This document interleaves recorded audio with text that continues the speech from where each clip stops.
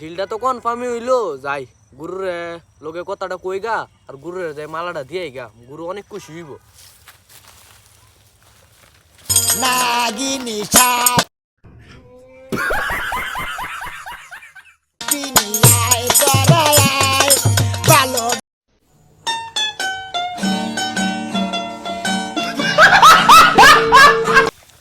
গুরু deal দিয়েছি deal আরে গুরু আগে মালাটা লাগাইলেন খুশি হইবে ও আরে গুরু একটা নাইসের একটা ডিল আনছি ও তাহলে নাচতে হবে আরে কখন?